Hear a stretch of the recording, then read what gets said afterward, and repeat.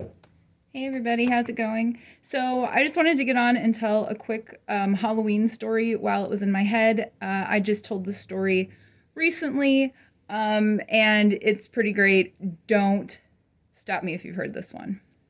So, when I was in sixth grade, so sixth grade is like a weird time for girls because it's this time where like you are still a little kid, but like you're kind of trying to figure everything out, and you're like, it's just this weird, like awkward time. And some of us in sixth grade were still obviously kids, and some of us were like well on our way to being teenagers.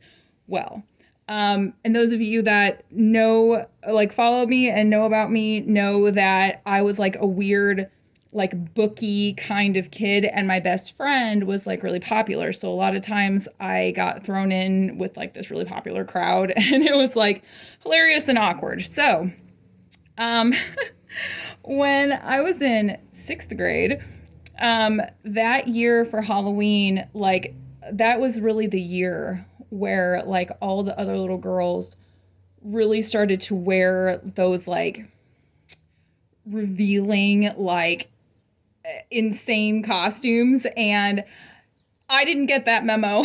And so our teacher was like, okay, we used to all pile in. They would pile us all into the bathrooms, and then we would go into the stalls and change. And so it was me and our friends, my popular friend, and these other girls. And we all had our little duffel bags, and we all like filed in, like single file, into the stalls in the bathroom to change into our Halloween costumes.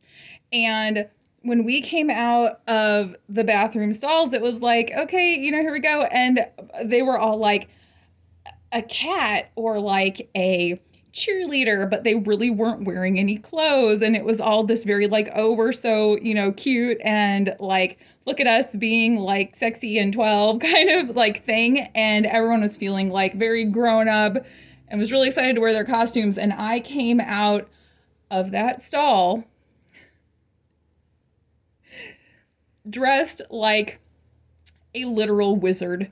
And I'm not talking about like, I'm talking Gandalf, okay? Like my aunt and I like she hand painted for me this like full length robe with like moons and stars, and I had like the hat with the point, and like I had a glue on full face beard. And so they all came out like prancing out of the stalls, like whatever. And I came out like in this fucking wizard costume.